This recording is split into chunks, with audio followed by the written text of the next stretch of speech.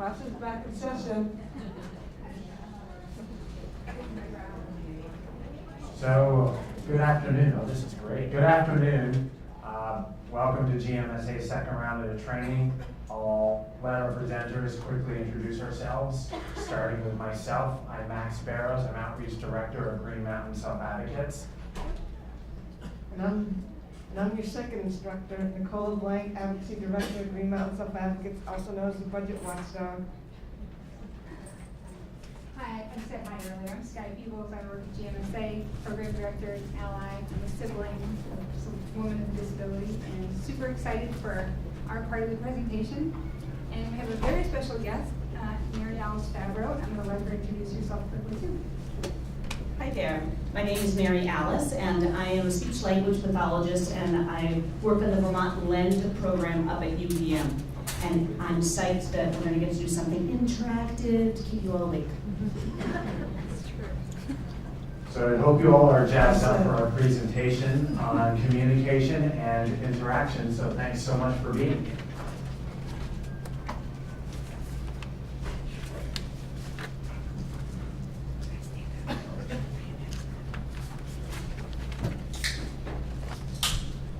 To start off, we will quickly go over our learning goals, or what we hope you will take away from our time together today.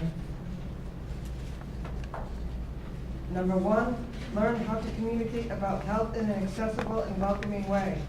Number two, appreciate that there are different styles of communication. Number three, acquire concrete strategies for making your workplace more accessible around communication. You're up. Okay. All right, so we are going to have you experience what it is like to not be able to speak fluently when you want to say what you want. And so to do this, we're going to have you get in groups of two. The slide, oh, you changed it. Oh, you're so awesome. Groups of two, and one person is going to be the healthcare provider. One person's going to be the patient, and the patient is someone who uses different ways of communicating. So, first of all, who knows sign language? Finger spelling. Great, because it's really bad when two people who know sign language just sign.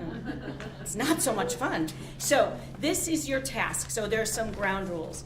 We're going to hand out a piece of paper to the person in your partnership who is the patient. The patient will read some information on it. Uh-oh, do you already have one? It was left over. Okay, we're going to give you a different one. Because when you're the patient, the person who's communicating, when you get your paper, do not show it to your partner.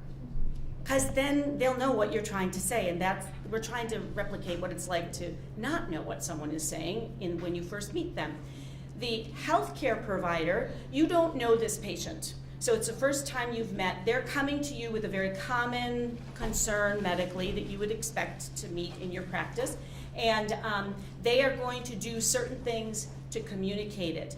Your job as the healthcare provider is to get every single word of their message, because you know in healthcare, every single word matters. So that's your job. The communicator, the patient's job, is to get them to understand every single word of what you have to say. Second ground rule, don't start until we say go. We're going to do it all together. You'll have 3 minutes, patients, to communicate your message to your healthcare provider. Think about people who have 15 minutes with their healthcare provider. 3 minutes are going to be spent communicating this primary concern. So please partner up. We're going to go around and hand out slips of paper. If you are a communicator and you have any concerns, did I leave you any? Any concerns on what you are supposed to do, just raise your hand. Don't talk about it with your partner. On your mark, get set, Your arm. Oh. Your arm is painful. Did it happen recently? It comes and goes. So you get a headache. So it's been bothering you for a long time. 3 days or 3 months? 3 days. So for the last 3 days, your arm has been hurting, and it tingles down into your hand. days. 3 days? Great, I'm really glad We're that done. I'm glad that I understood what you were So you doing. had these headaches off and on for 2 weeks? You have a headache. No gestures or body movement? No, I was not allowed to talk. Are you really dizzy? It's on and off. Yes, yes. For 2 days? You're gonna be sick? 2 weeks. For 2 weeks you've had a headache that's on and off. Yeah, you got it. We're done. All right, time's up. Please show your partner what you were trying to say. Okay?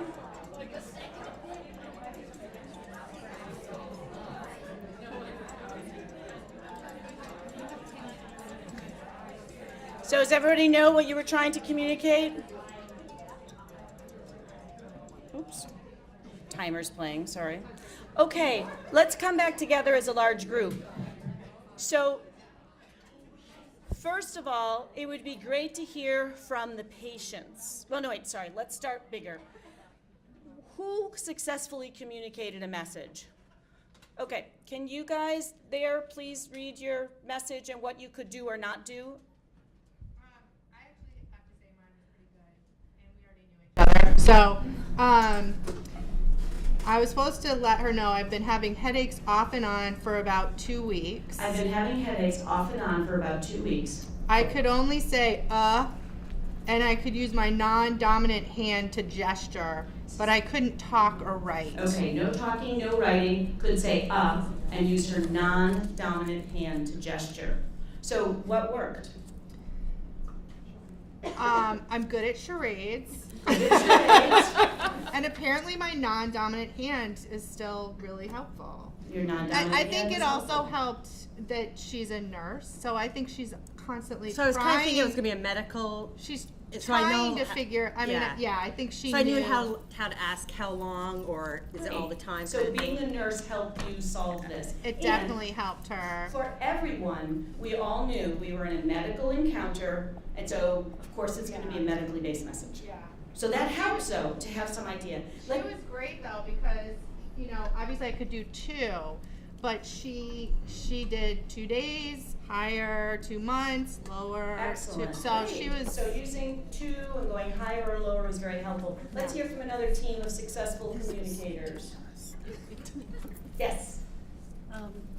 Mine was, my left arm has been aching for 3 days. It feels tingly, and I could make sounds, no words or word approximations, and no writing.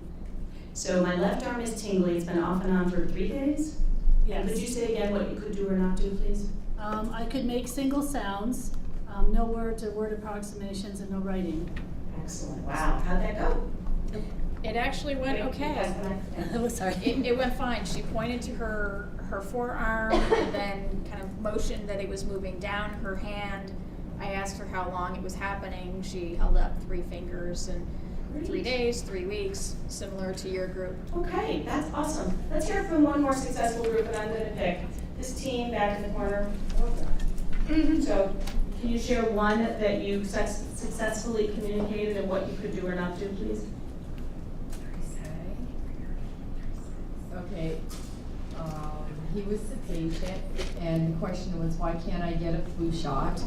And there was no talking except to say "ga" or "ka," and made gesture, and no writing. So he Okay. gestured. He didn't make any sound at all. No sounds, gesture carried it all. Yep, he just kept going. Yep. Okay, so the power of gestures is being illustrated. If you could gesture, you had a much better chance of getting at least a good piece of your message communicated. Now let's talk to some people who worked very hard, but maybe did not get their message communicated. Who would like to share? Okay, hang on, let's hear from somebody else. Oh, hang on, Nicole's coming with a mic. Over here, in the front. Thank you. The gesture piece definitely helped, but with mine, I had the same one with the headache. You took away my dominant hand. So I could only use one hand to gesture, which made it more difficult. Okay, so what was that like for you as the partner, the medical provider? trying to figure this out? A little frustrating. I got the headache part, so I did get that she was having headaches. That's I good. had a hard time determining the 2 weeks part. I got 2, but I was 2 times a day. We never got to the weeks, the months, and whatever. So we did, at least I knew she had a headache. And that's important. If you're going to provide care, good to know there's a headache as opposed to, a total. So it wasn't a total loss, but. There you go. Who else had some difficulty? Yes. Nicole, the woman in the red shirt with the white sweater back here in the third row. Thank you for helping with mic casting, Nicole and everyone. So mine was, this medicine is not working. I have diarrhea. I may use facial expressions and grunts and no gestures, no hands or arms. And I tried very hard, but we didn't get very far. What did you actually get as the healthcare provider? What did you actually? That her stomach hurt. Her stomach hurt. Okay, well, 2 years, because yours was very similar. Yeah, this one was just terrible. It was the same thing though. She couldn't use any gestures. Yeah, no gestures, no body movements. I could look in her eye like that was kids to reach her eyes. I can't keep any food down here. Okay, hang on, you're on the mic there, so hang on just a minute. All right, so that was very frustrating. Yes. I totally understand that. Yes. Other people, we got someone over here in the gray sweater. Did you have diarrhea? I had the same thing. Diarrhea. And I'll have to say, I cheated. Yeah, I cheated. Own that. Yeah. And this was this was the only thing that I cheated. Oh, no. is She I did this like. She used body language. That's very good. And it worked. I knew exactly what she was talking about. It worked. She said, "You're having diarrhea." Okay, that's good. Did somebody have a non-diarrhea message that they have trouble communicating? Yes. So we had. Okay, we got another one. We had. I would like a second opinion. It was gestures allowed, no writing. May use facial expressions and eye gaze. It was tough because there's no concrete thing like a physical symptom. We were just trying to get an idea of there's another person, there's some other entity, and I want something from that, and it was really tough. Yeah, so. and I think we got that's close, but what not you there. guys had in the front too. Were you very successful? Did you get some of the message communicated?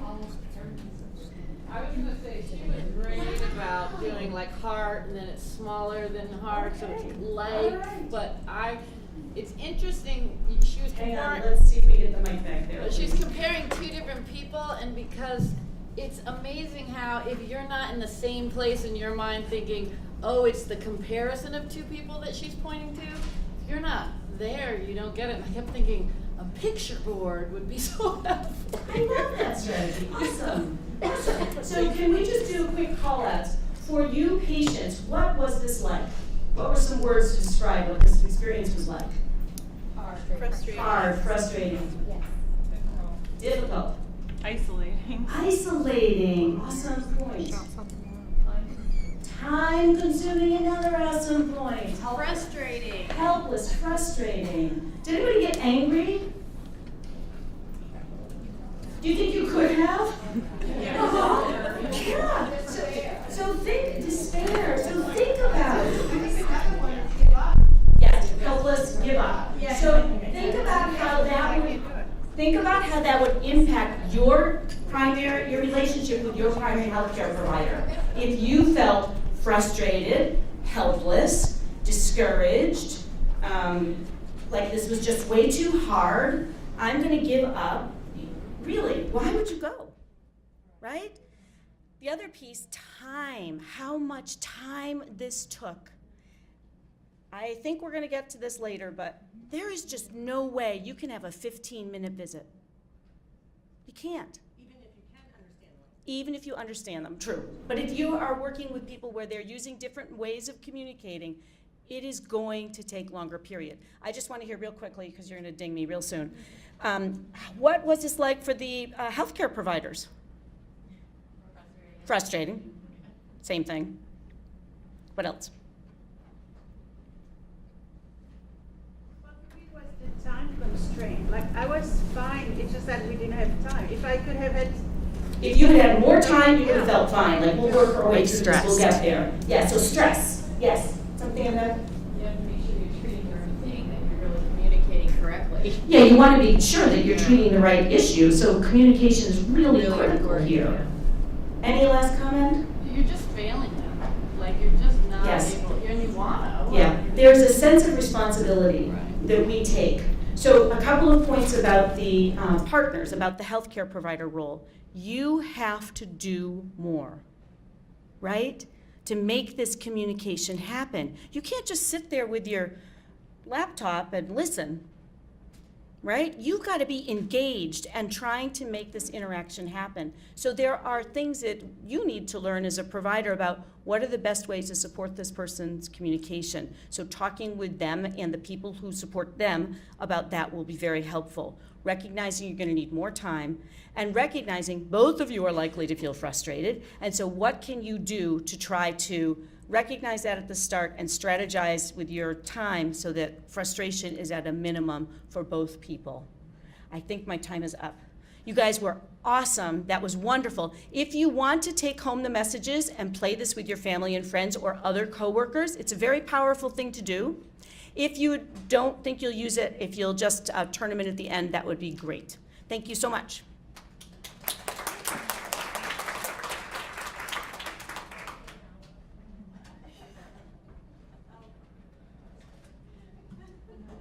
Why are we even talking about communication? Good communication provides the feeling of being listened to. I started seeing a new neurologist 2 years ago when I went to him for a second opinion. I was at my wit's end with my medications and their side effects. After talking with me, he decided to order an MRI, and that was the beginning of our journey to determine what was going on with me. Finally, someone I trusted was listening. In healthcare settings, good communication builds relationships, prevents mistakes, and can lead to higher levels of care provision.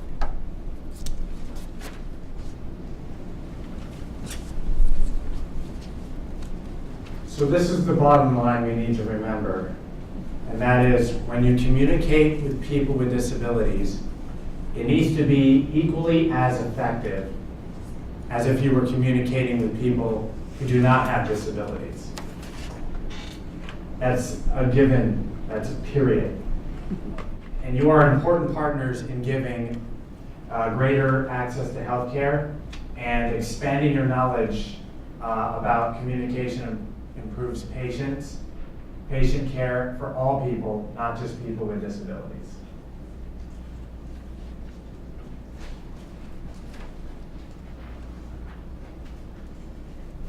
Next, let's brainstorm what we think accessible communication might look like. Call out ideas of what you think makes clear communication. Don't be shy. Being a good listener. Trying to repeat them out here. Being a good listener.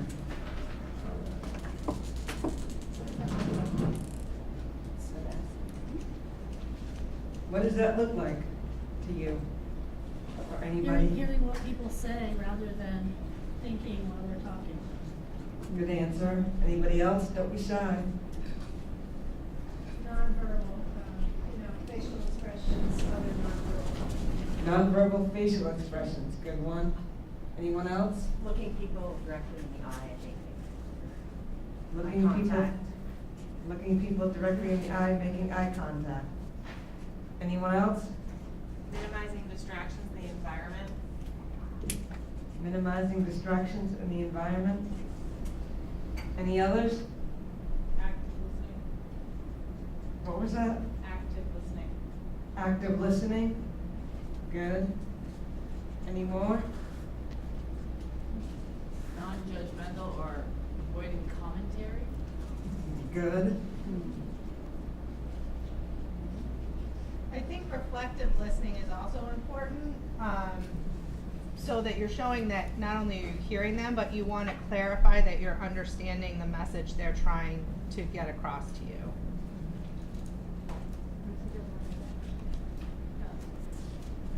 Did everyone hear what she just said? Yeah, pretty loud. Good.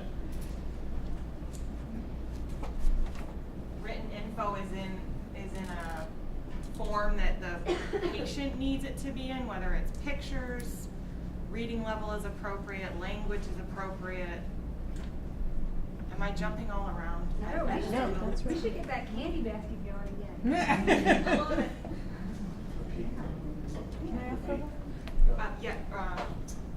Written materials are either pictures, the right language for the patient and family, or support team that's supporting the patient. Thinking maybe even multimedia stuff, but yeah, pictures, right language, reading level. Like using videos maybe? Yes, instead of giving them links, safe links to go to, recording your session of instructions. Okay, Ms. Vanbrook. Writing key words and or drawing key pictures, key concepts will often help. Just like a head with an arrow, like, you know, this is your headache, and so 2 times a day, you know, medication, draw a pill, that can help. Good. Other ones, what about not using alphabet soup jargon? What about speaking slowly and clearly? How about being mindful of your tone? What about having written material in large print? Making sure you have the person's attention? Speaking in short sentences? Using graphics with words? And focusing on the need to know, not the nice to know? Asking one question at a time and waiting for a response? Avoid trying to guess what the person is saying. What about avoiding specific time questions? For example, instead of asking what time or day something happens, you could ask if it happens before or after dinner. Why is that important? That question? Because people may not always remember what time. Or have calendar skills. Or have calendar skills, organizational skills.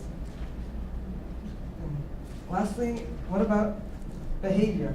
As they say in the book, 10 things every child with autism wishes you knew, behavior is communication.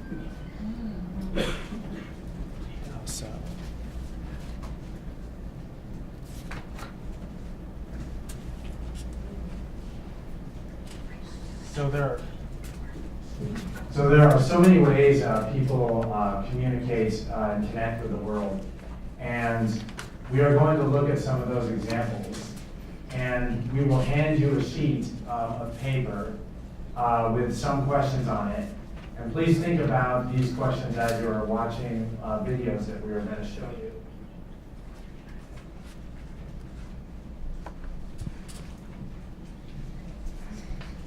We need a little intro music while we get the videos queued up. But we have candy coming around. And I would say if you have a moment and you're feeling a little stiff, this would be a great opportunity to maybe reach up and grab your wrist and stretch in one direction and maybe stretch in the other direction.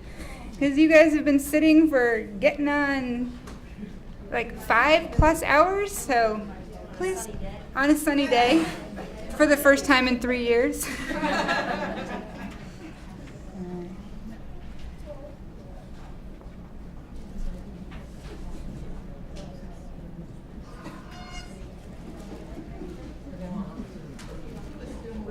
So the first video we're going to show you is Carlos, and Carlos is deaf and blind. And his friend Helio wanted to help Carlos experience the excitement of the World Cup. Helio created a tabletop model of the soccer field and recruited his other friend, Regine, to provide additional assistance for all the complex information which would be needed to be relayed during the match. Helio provides sign language interpretation, which Carlos follows by feeling with his own hands, tactile signing, while Regine provides information regarding fouls, cards, and jersey numbers with social haptic communication on Carlos's back.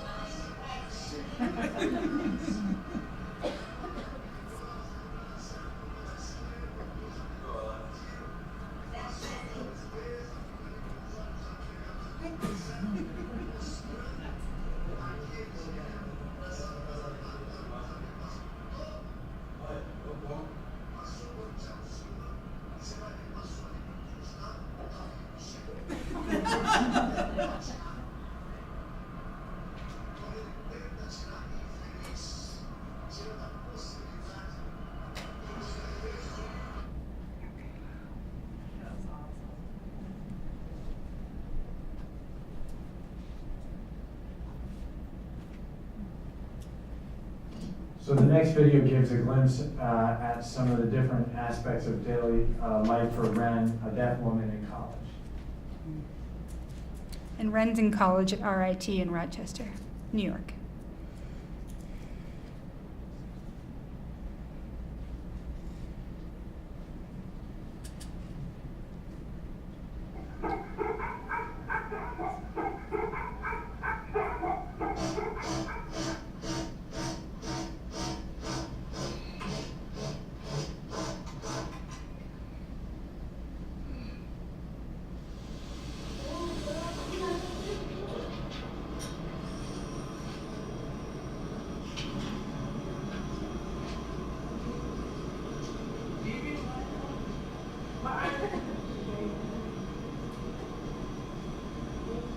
Okay, so for homework tonight, everybody, you're going to have to watch a film online. So be prepared to do so. Yeah. I have a comment. What's your comment? Oh, excuse me, interpreter. Does it have captions? No, but they'll give a transcript so you can read that.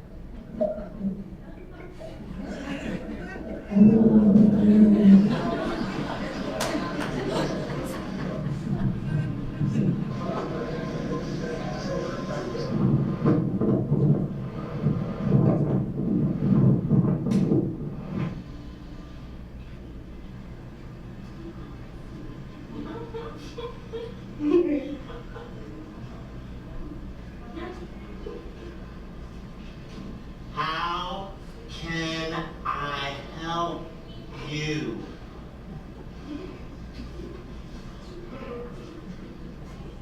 I'm sorry.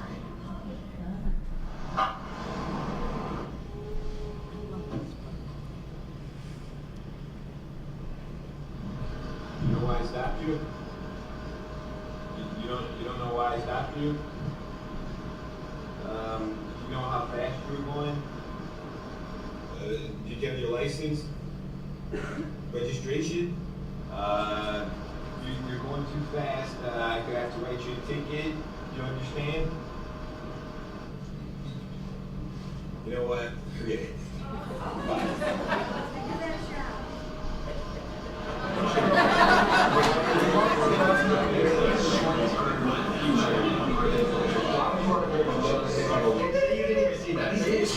Look, I don't like her. No. Super. No, they were this way. Mom shop it's for like 250 gigabytes versus.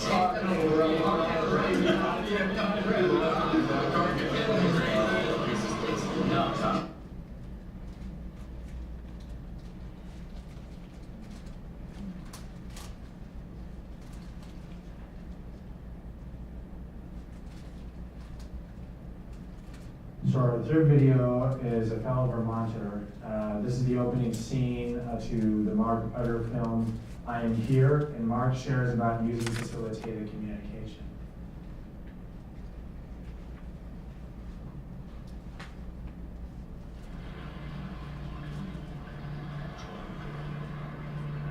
I am Mark Utter.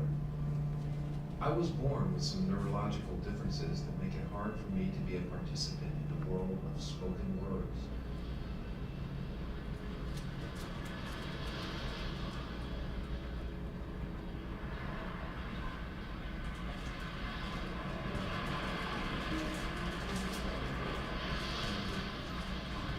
When I was young, I was born in an inaccessible sea.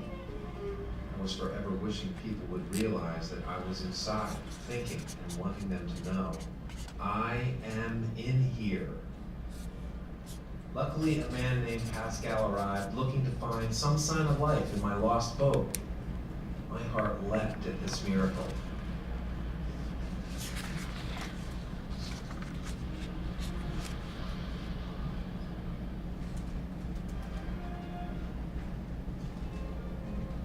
I use supported typing to describe to the world what I think.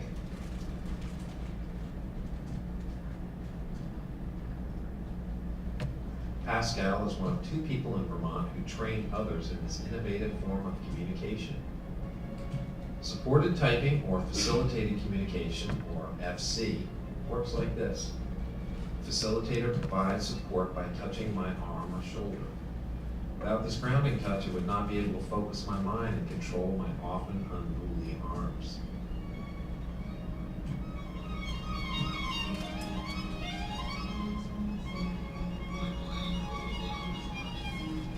Larry is my inspiration.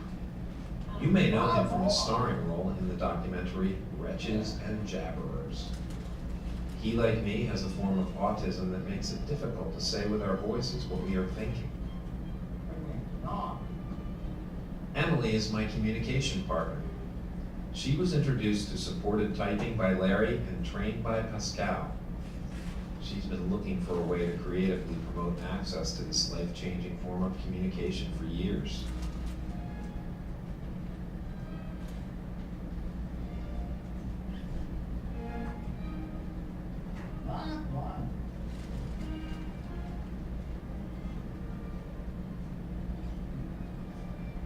Learning to use supported typing was tediously hard. It was not till Emily asked for my creative input for a play she was writing did the spark for telling my story get lit. I, the little green bird, am tired of so many friendless days in my life. I want to know how it feels to have old, cold, lonesome longing for love gone. These couple of hours a week in the office of VSA Vermont have opened the door in my mind which was previously shut to the world. I am what Mark is really thinking. Before Mark had access to supported typing, I just hung out in his head, keeping myself entertained. When Mark encounters a communication obstacle, I will be summoned.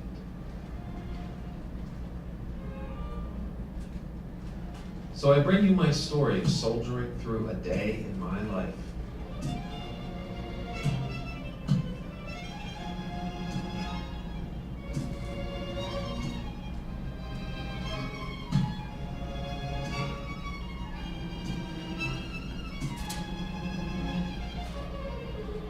I am in here, a view of my daily life with good suggestions for improvement for my intelligent mind.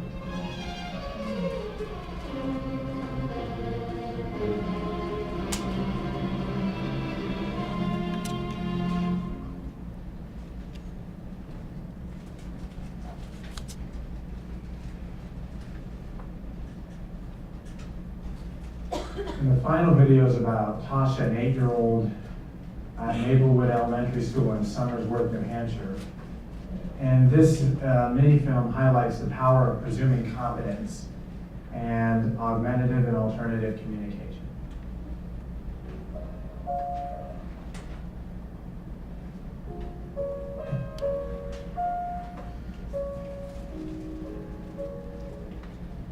We knew right off that she was incredibly motivated by music and musical instruments and doing things that way, so we wanted to keep developing like a whole box of tools of things that would keep her engaged, because she also has a very short attention span, so something that would engage her one day wouldn't necessarily the next. We wanted to teach her in a different way so that she wasn't running to the heater and banging on the heater or pulling the plugs out of the computers, so.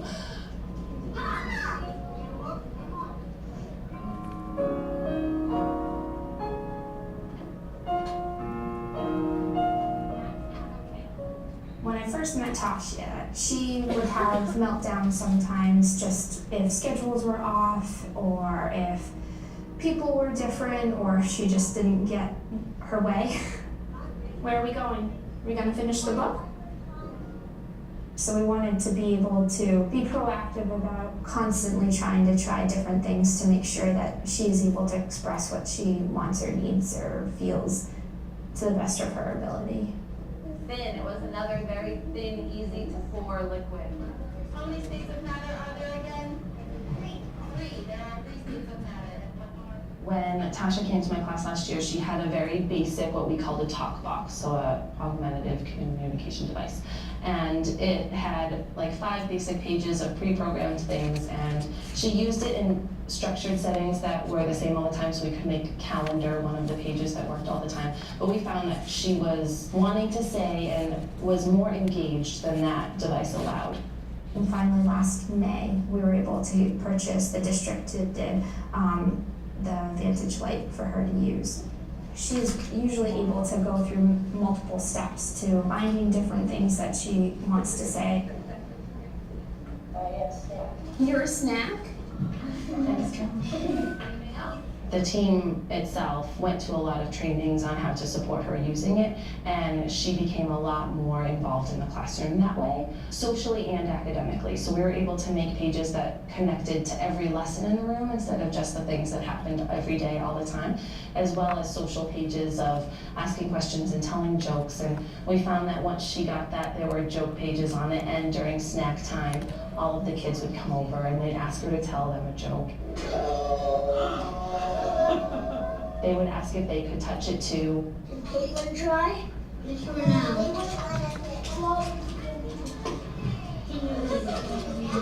Did Caitlin try? Yes or no? I just like it.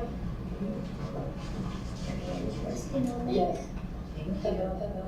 Since Tasha's had her device, her behaviors have decreased. In the small amount of time that she's had the device, it's also really increased her verbal output. She is saying all kinds of different things. Who is this?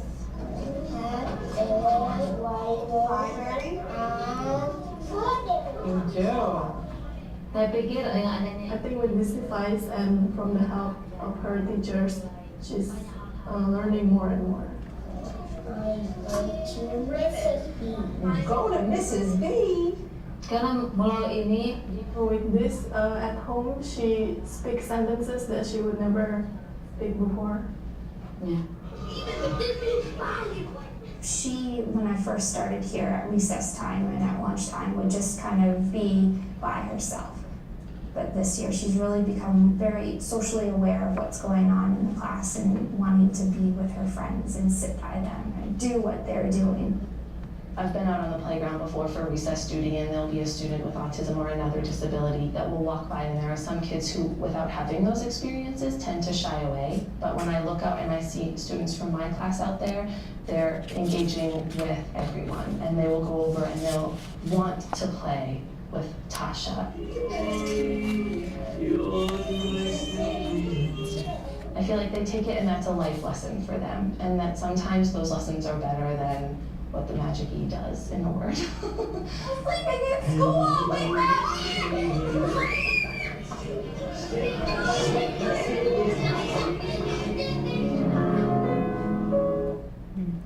Do you want to watch the rest of the last couple minutes of the video? Yeah. Okay.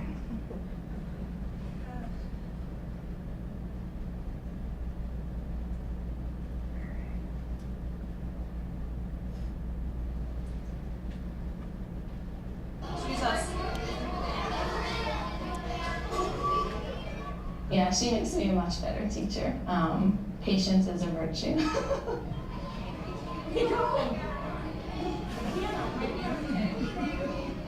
Everyone has strengths and weaknesses, and very often we learned things from Tasha that we wouldn't have learned had she not been in here. She amazed the class all the time.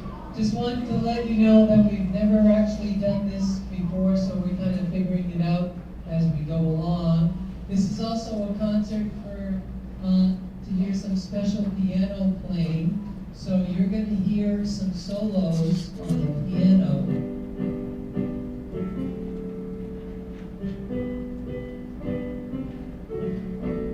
Which is one of our football songs there.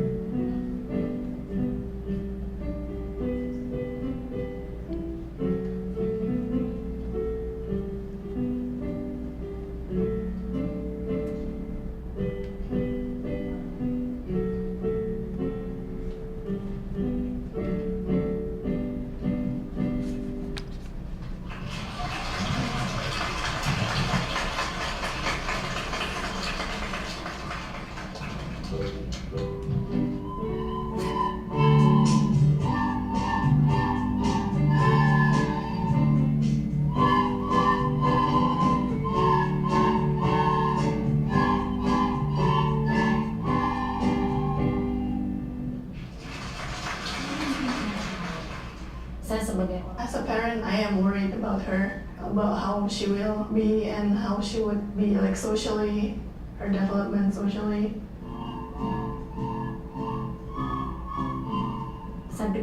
Even if she still has autism, I think she can find happiness because I think she's a happy child. She's always expressing her feelings through music.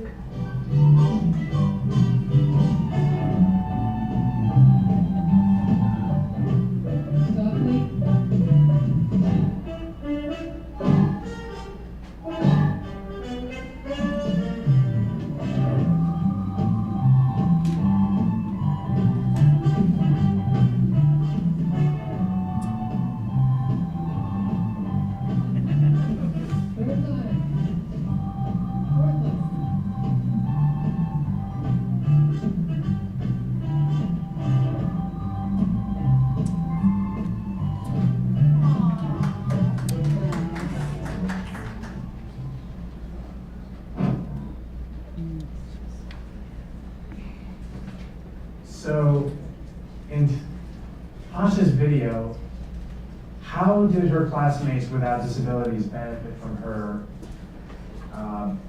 just being included?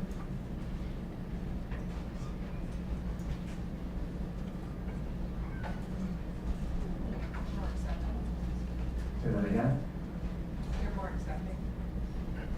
More accepting? Comfort level? Yeah, rather than being unsure, when someone would let someone on the playground, they were very comfortable. So, do you want to repeat that, Max, or do you want me to? Okay. So, like on the playground, the example was instead of like some of the other kids who didn't have as much experience with like another classmate with autism, as opposed to Tasha's classmates who were very comfortable because they had spent a lot of time with her. Yeah. They learn that everybody has value, and they learn, and that's huge. Especially to learn at such a young age. That everybody has value, yeah. Especially when they played the music, because they all saw what value everybody had all together. She fit in doing what everybody else was doing. Yeah, she fit in doing what everybody else was doing, yeah. They saw her ability instead of her disability. Ability instead of disability, absolutely. Anybody else? I think also kind of on a basic level, they weren't afraid. And then like they just kind of said, oh, that's who she is and that's the way she communicates and that's, you know, so it wasn't like something, they got to know her and really kind of understood what she was doing kind of in meaning. Okay.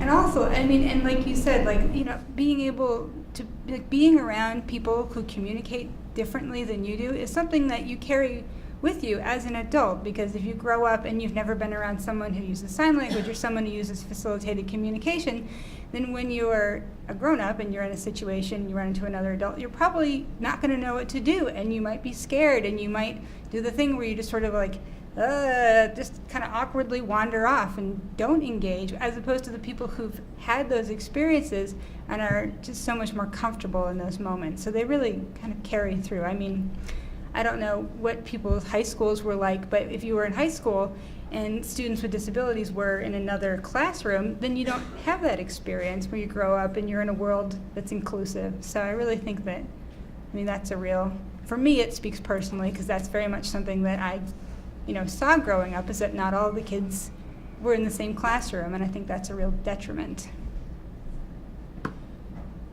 So, what about in the World Cup video? What were your impressions of the Carlos's capabilities? It's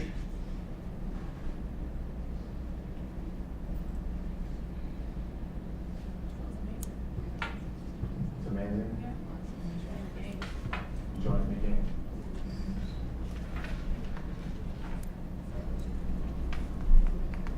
Definitely got a sense that he was following it all because he was so frustrated. So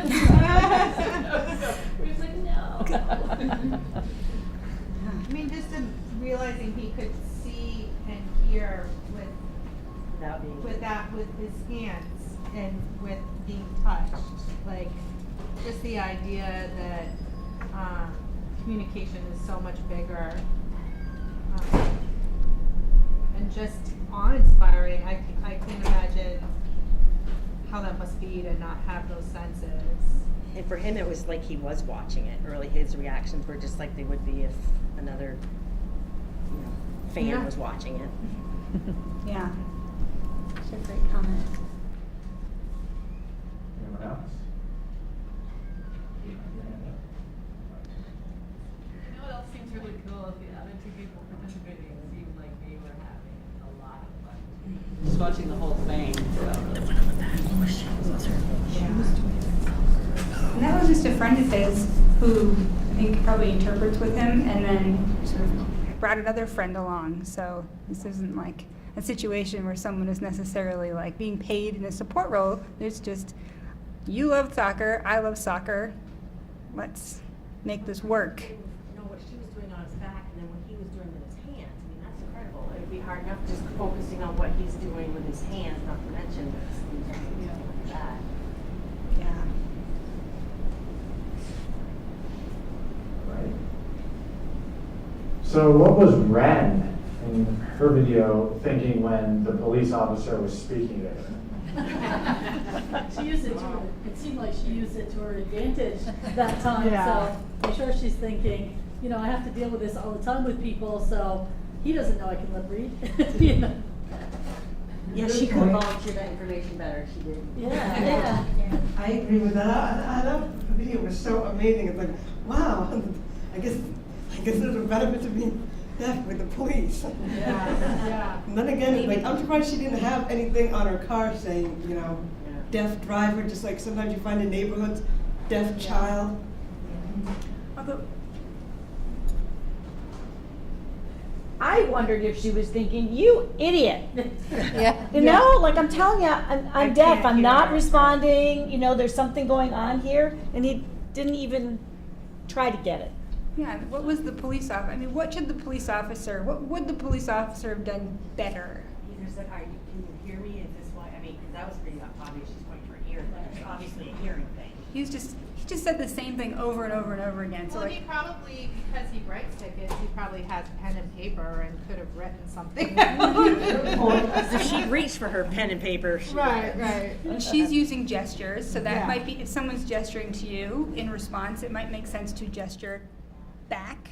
So It's so sad that people that are hearing impaired, like the guy that's, you can see the picture right there, the guy that's behind her, he taps her on the shoulder, asks her a question, or he asks her a question, she doesn't answer him. It's so sad when people are hearing impaired, they really don't hear somebody, and people just assume that they're being snotty or, standoffish, and it's not, it's because they don't hear. I see that happen a lot. Good point.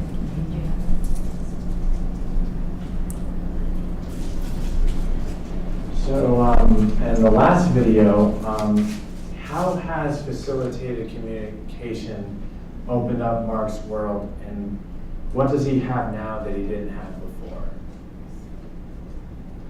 A voice. He clearly, I mean, his story, the part that crushed me was just that he was, what was it, the old, cold longing to love, and now he can say, hey, I want to go see my friend. And even though they both, without any words, they're able to communicate. I was so impressed too that, when I heard that it was going to be a film about the, what do you call it, facilitated communication. I remember there used to be a lot of controversy because they would use the person's hand, or they'd really guide the hand. And so I was impressed that it was just a pressure on the arm to kind of keep them focused on task. And we can put, sorry, Max, can I? Go ahead.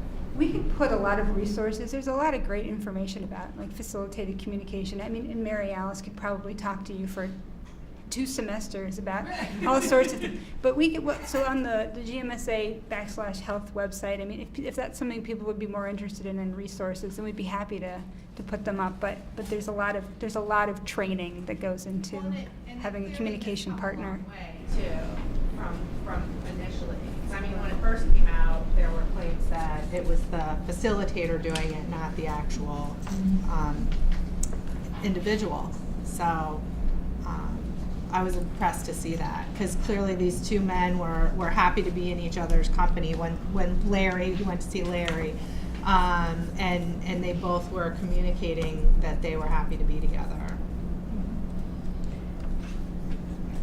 I just want to be really clear, it is still very controversial. So there are awesome progressions that people have made and done amazing work in this, and it still remains very controversial. So I just feel like that's important to say. A misnomer. But that you can see there are people who can use this system very effectively. There's a great film called Wretches and Jabberers. I don't know if any folks here have seen it. And we will put the link up as well, but if you're interested in facilitated communication, it's a phenomenal film made about 2 Vermont. Larry is one of the stars. It's must-see TV. And can I make another quick comment about Mark's video? So you notice that all of the videos that we put up had captions, which is really important if you're showing videos in public. And we could have read the captions out loud, and that would have heightened the level of accessibility. We didn't, but we should have. So you can wag your finger at us. But in Mark's video, I don't know if anyone noticed, but the captions were not matching the words that were coming out of the mouth. So this is what happens if you go on YouTube and you upload a video and you don't upload a transcript that is a verbatim word by word of what is being said. If you let YouTube auto caption it, it'll do its best, but a lot of times it might say, I want to go to the mall on Saturday, and the caption will say, I had a popsicle on Tuesday. So it's really important that if you are captioning videos that you use a transcript and not rely on auto caption, because it's come a long way, but it's not quite there yet. So apologies, but it's actually a really good teaching tool to have it up there, because if you're paying attention, you're like, that is not what happened. Yeah. Thanks, Max. As anyone else has anything to say about the videos. Many people think that if a person uses a computer or picture board to communicate, they cannot speak. And we are here to tell you that that is absolutely not true at all. Most people use some sounds or parts of words to communicate.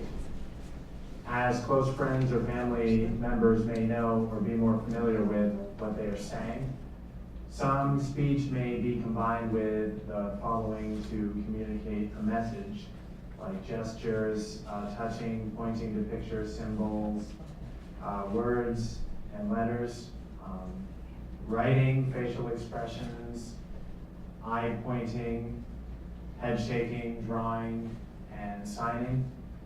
And there's a wide variety of equipment that people use to communicate, and they include things as simple as like a pencil and paper, tape recorder, computer, and texting as you would do on a cell phone. This also includes more elaborate devices such as eye gaze boards. You've seen those, pictures, communication books or boards, and electronic devices. So in Tasha's video, they talked about the planning that goes with programming and the devices so she could participate in all the classroom activities she can. We have some tricks of the trade to add to your toolbox. These will help to open the door to good communication. Number one, when we presume competence, we believe the person has ability. Our job is to adapt the environment to uncover them. Number two, dignity of risk means the individual makes his or her own choices and may fail sometimes. That's important. Number three, think about what the person's strengths are and play to those. Number four, consider the communication environment. How does the person typically communicate? Use their preferred method. Look around you at the space you are in. Is it set up to welcome communication? Number five, consider culture. Different cultures, even different parts of the country, have differing norms and belief systems which need to be respected. Number six, keep information values neutral.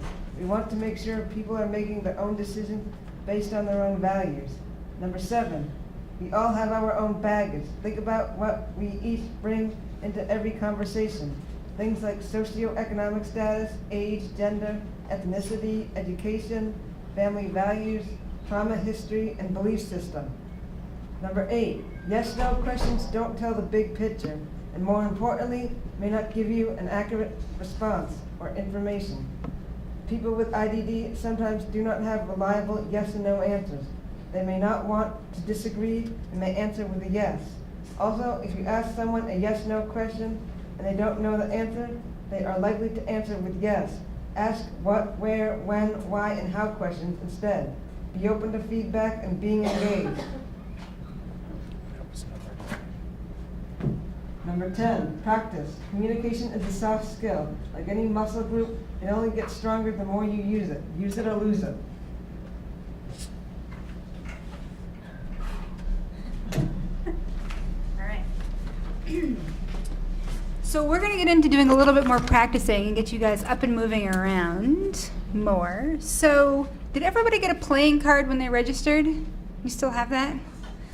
Cool. So we're going to use those playing cards to break you guys up into groups because we want you meeting some new folks. So all the twos are going to get together, threes, the aces, the kings, queens, etc. If you're in a group and you're the only person, then just join another group. We just want to have about 3 to 4 people in each group. Probably 3 is the best. So you're going to have 10 minutes, and what we're going to do is we're going to give each group a role play, and we're also going to give you a checklist, and or a set of checklists. And this checklists have skills and like specific tips and sort of tricks related to asking questions, answering questions, listening, supporting decision making, and giving instructions. So when you get your role play, we'll have this scenario and it will tell you which checklist you should be focusing on and drawing the skills from. Does that make sense? You guys excited? Are you feeling theatrical? So what I'll have you do now, and there's lots of little breakout spaces around the room, so feel free to get up and kind of find a space that works for you. And we're going to have 10 minutes to do this. So break up into your groups, and we will come around and hand you guys a role play and a checklist.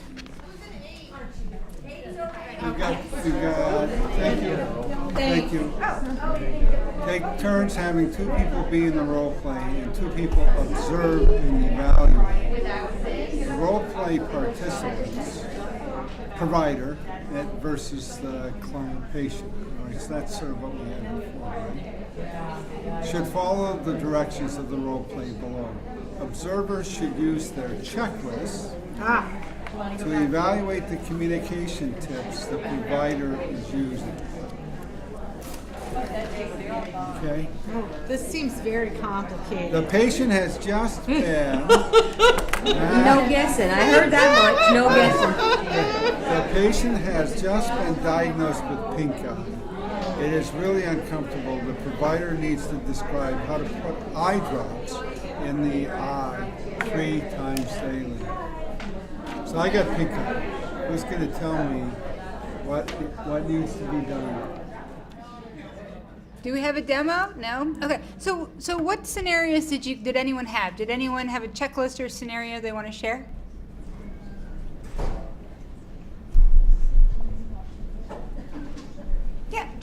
Yeah. Everybody had a different one for the most part. We had the abdominal surgery. Abdominal surgery? Okay, so getting instructions for that. the post-op instructions. And then giving, the feedback about understanding the instructions. So like asking the patient if they understood the instructions. And repeating them. And what checklist did you use? Well, We were like looking at, sort of trying to get on we were aware of our environment, and we were trying to make sure that we were, I guess mostly this just generic communication. yeah, I would say we followed that one, not to a T, but. Was there anything on there that you found particularly helpful, or was there anything on there that was missing? We had to change one of the words from suture to stitches, because we felt like sutures might not be a word that people would understand as well as So stitches. making more accessible language. Yeah, that's a great way to do it. And actually, we're going to talk about that in a moment, so stay tuned. Yeah. What about other groups? What role plays did... There was a group in the back that had the pink eye scenario. I didn't forget you. So which checklist did you work on? Generic communication tips. Okay. And so what was your scenario? Can you just describe we it? gave giving directions, right? Is that what it was? The checklist was giving directions. Make sure the person understands and moving on to the next. We had to change it.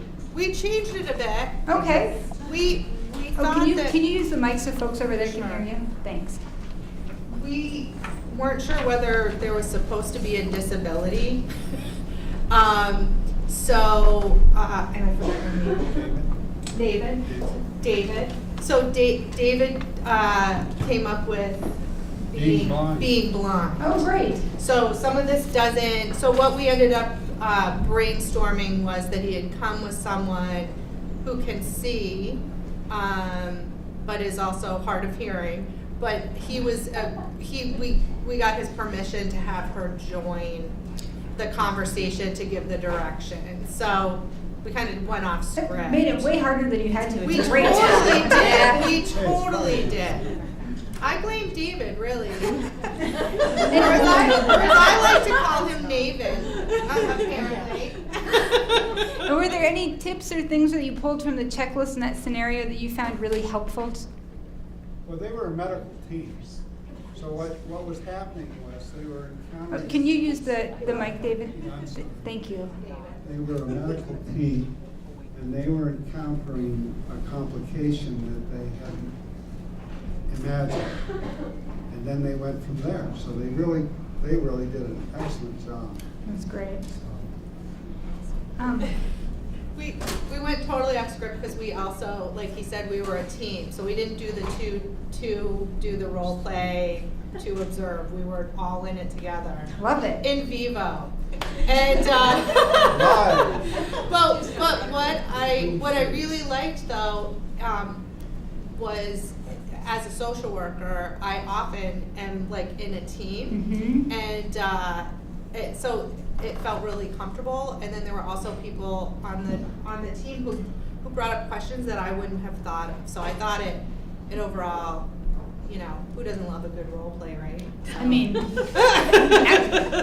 couldn't So agree thank more. you. I'm sure there's plenty of people in the room who are like, I don't love a good role play.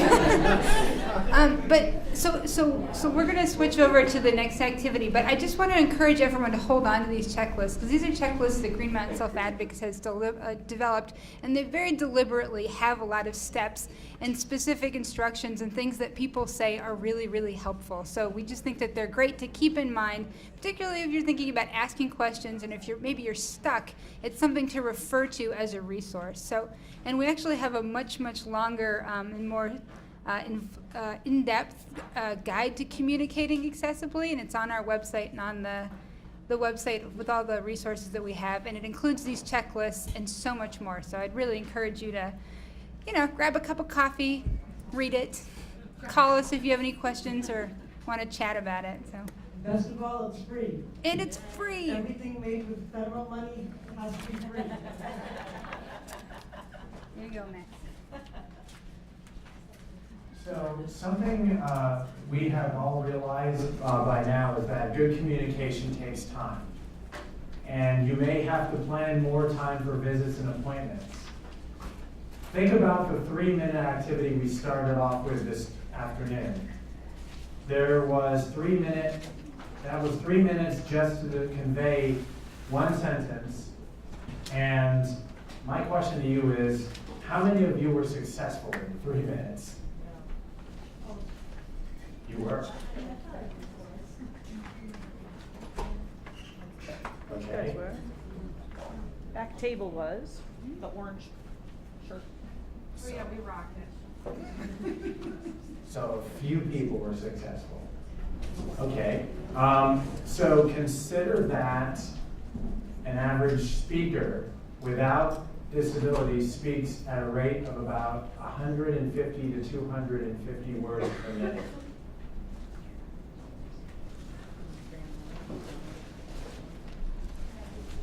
When someone is using aided symbols, they speak at a rate of less than 15 words per minute, and that's usually about 2 to 8 words per minute. So a 15-minute appointment is not going to be enough. So on that note, let's take 5 minutes and brainstorm as a group.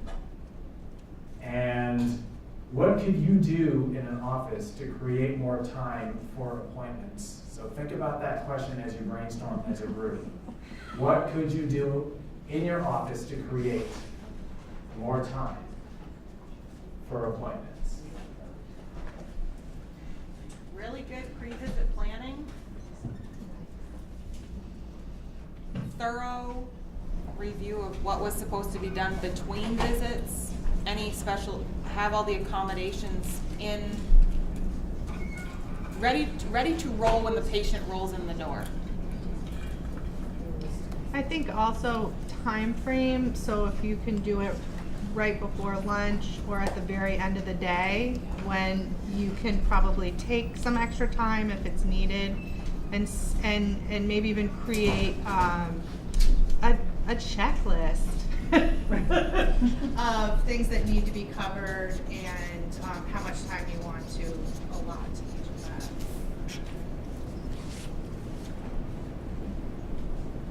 Can I add to the time comment? Go ahead. And I would say even thinking about what times of day people are more successful, because I think, you know, like I'm not particularly awesome at 8 a.m., but so thinking about like, you know, what time of day fits that person's schedule best.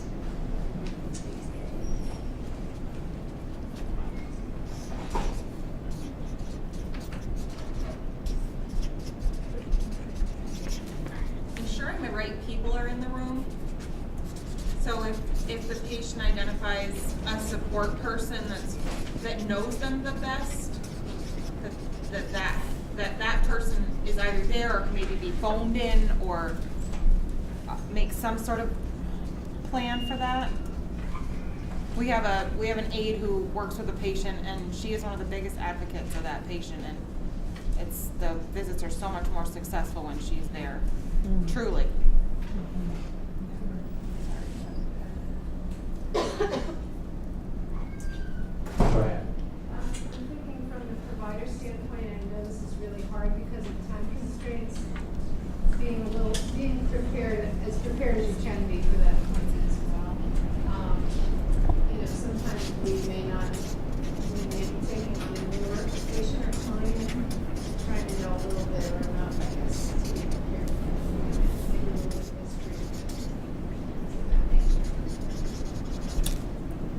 Do you want to repeat that next? Or do you want, Nicole, do you want to run the mic up so we can, I got some of it, but not all of it. Repeat what you said? I think with a microphone.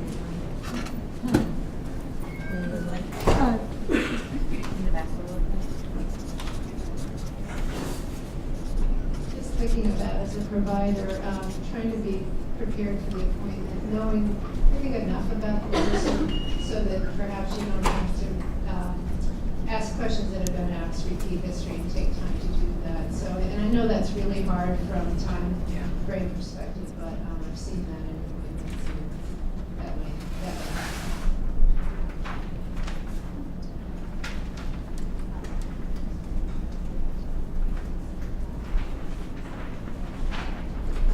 Anybody else? Maybe one more comment? Maybe one more and then.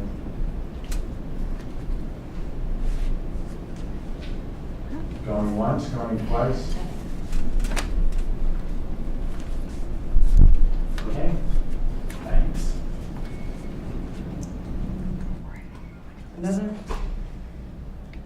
Another awesome tool is the My Health booklets.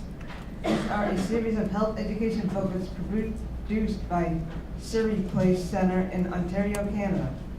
The purpose of the booklets is to explain procedures to people with developmental disabilities in a clear and simple manner.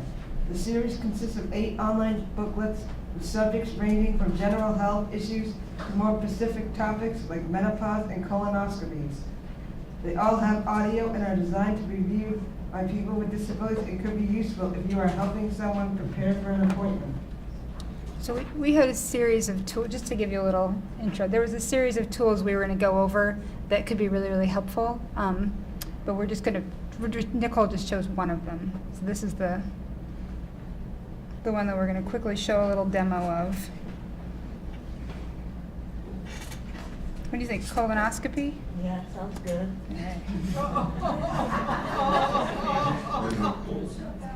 What I need to know about a colonoscopy. The chance of getting colon cancer increases as you get older. Men and women should all be tested for colon cancer when they are 50 years old and older. I think we should examine your colons to be safe. Okay, sounds like a good idea. So, what is a colon?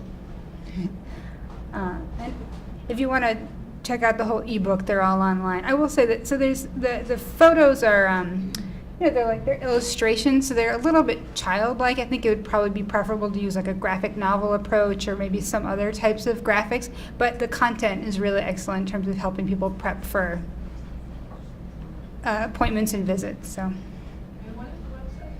the website is Surrey Place, and I'll take you back to the main page here. And the link is on the GMSA website. And they have a whole series, as Nicole said, checking up, following through, what I need to know about breast health, menopause, what I need to know about having my period, getting a pelvic exam, men's routine exams, and colonoscopies. So things that are pretty common when people go to their primary care. So, It is our hope that as allies, you will help connect people with disabilities with tools that can help them communicate successfully. And there's other tools that we found, Aspire Toolkit, which has making an appointment. There's My Health Passport, which is from the state of Florida. and I mean, Nicole, how many days could you talk about healthcare tools? I don't know, a semester worth of things. So there's a huge list of them on our website, so we'll go through those. Okay, so we're going to talk really fast right now. I have terrible news for you. You all have pink eye. No! Yes, it's true.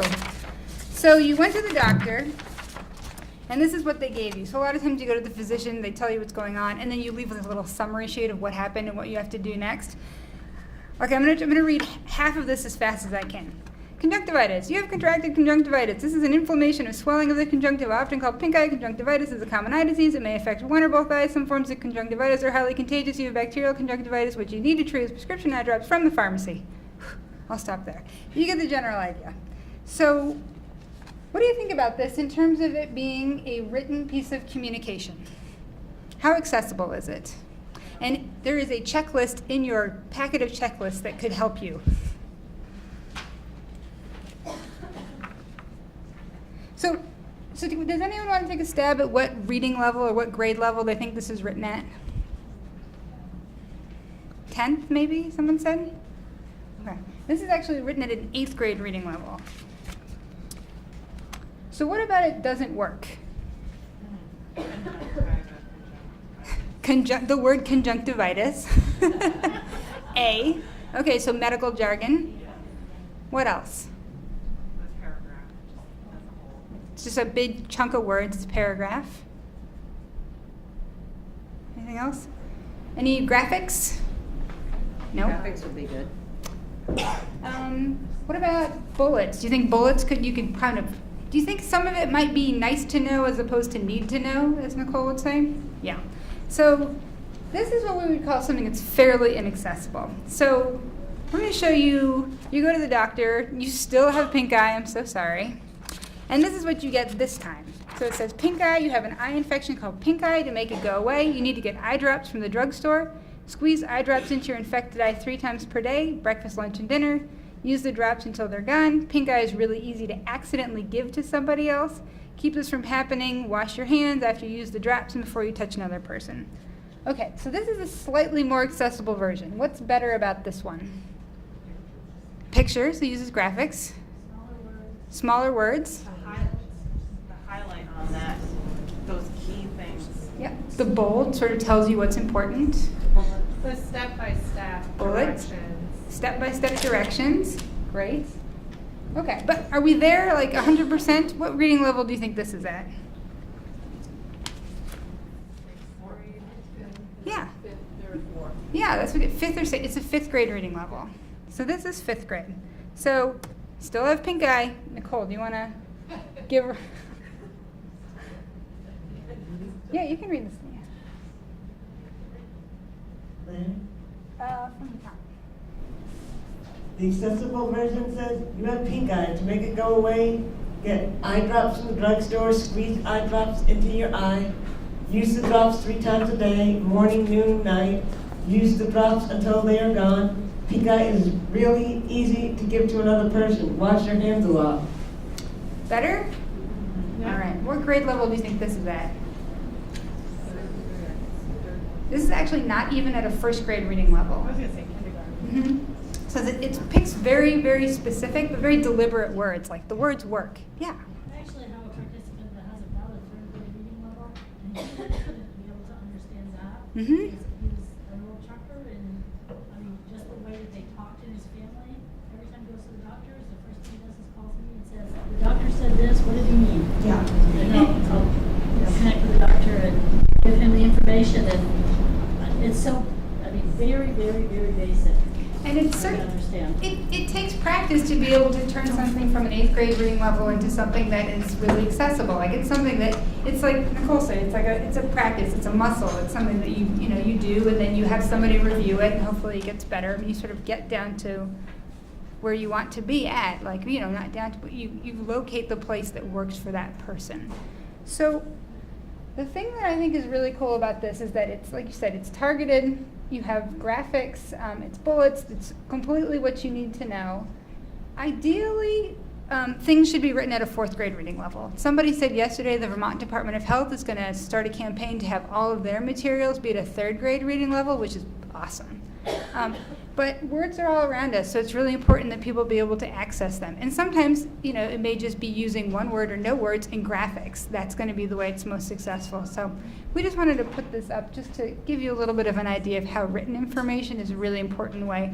And if you give something this huge piece of information when they leave and it's just a block of paragraphs, you're not really helping them become partners in their wellness. You're just probably contributing to paper going in the recycling bin. Yeah. Okay. Any questions on that? I know we're moving quickly. All right. Yes, Kirsten. It's not a question, I just want to make a comment. We did a lot of work, USA and the council, and looked at lots and lots of health material. There's actually very surprisingly little written in with a lot of graphic support, which is a way that people with developmental disabilities often state that they prefer material. And it's actually just really, there's not enough of it, so. And it's not just, information that's accessible isn't just for people with disabilities. Like, if you look at nationally, I think that I read yesterday that only 12% of Americans have health literacy skills. So that means that 12% of Americans are able to get the information about the health care that they're receiving and understand it. So that is like not a lot of, 12 out of 100 people. So by making information accessible, it makes it accessible for the entire population. And there are some really good resources, mostly out of the United Kingdom, that use graphics to help explain healthcare and like different procedures. So we can actually give you some cool websites, but there's not a ton of them. It suggests being skeptical about Yes. the information that your clients, the people you're working with, receive, because they really may not understand it. Yeah. When a family member had cataract surgery, they had a little in-office video that you watch, that explained a lot about that to someone who could, see and hear to read it. And I don't know how easy or hard that is for these simple type of illnesses. Oh, it's great. There's even there are even like models where people will practice something. If something's going to happen for the first time, like the first time you're getting your flu shot, instead of just going and getting your flu shot, you could actually practice getting your flu shot. You practice. You go to the waiting room where it's going to happen, and then you go into the the room where the chair is, and you sit down and you feel what it's like to have the cold leather seat, and you sort of just sort of put your arm out and have the rubber thing tied on step by step until people are comfortable and understand every step of the process. So there's a lot of ways to approach understanding health information. Mr. Barrows. So the environment or space you are in can play a big role in how well communication works. So when you are looking to modify the physical environment to make it more accessible, it will typically involve minimizing distractions, reducing noise, and adjusting lighting. So look at the photo on the screen above. Whose office looks like this?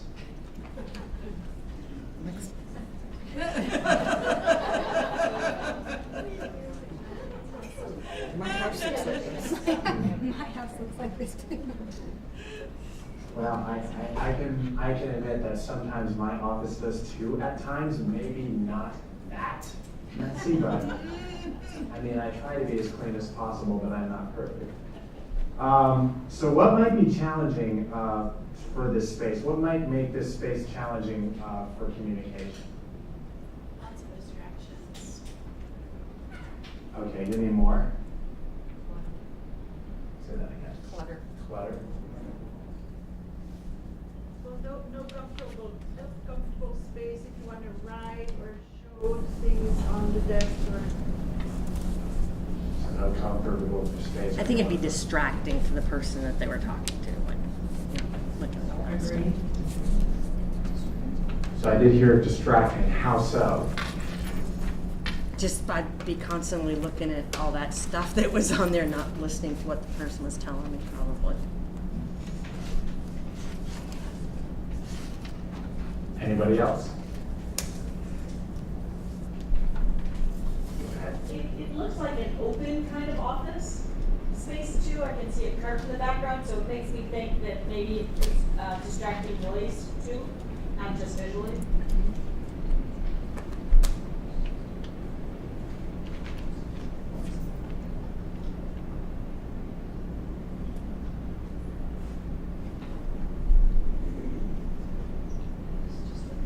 So now compare it to this space. What makes this space more welcoming for communication? There's a place to sit. That's helpful. There's a place to write. There's sunlight. Sunlight, place to write is, there's a place to sit. As, I don't know if you all were here when Ash was here this morning, but he would say that the open space is beneficial for accessibility. Moving around, yeah. Calmer. It's calmer, okay.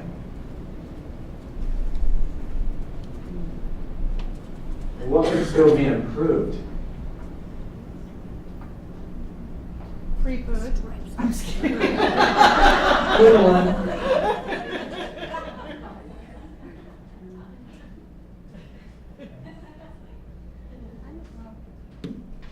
I think, so there are people who have light sensitivity, and so this could, the light could be too intense for some people, the glare, so the natural light's nice, but it might be too intense for some folks. Right. Anything else? The pictures to be taken off the wall. The 2 pictures. Okay.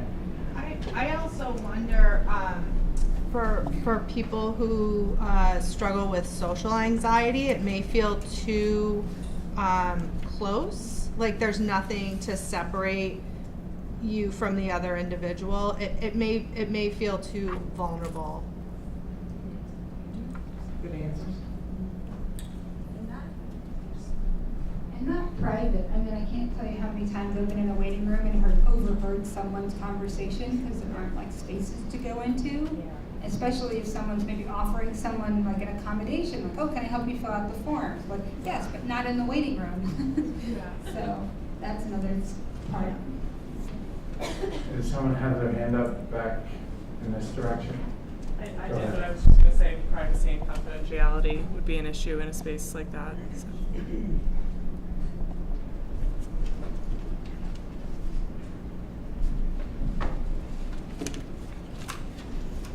I know we've thrown a lot of information at you today. Don't worry, you don't need to memorize it all. We have posted a large number of resources, tools, and links on our website, gmsavt.org/help. Feel free to download and use these great resources. You can always call us, and we are happy to help you as well, 229-2600.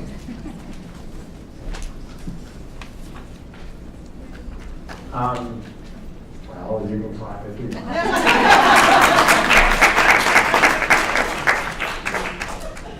In closing, I just want to bring us back to the bottom line from the beginning of this presentation, and that is communication with people with disabilities needs to be equally as effective as communication with people without disabilities.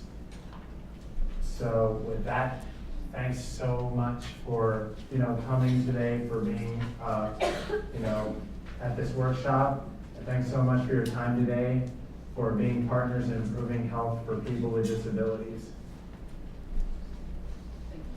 Thank you. If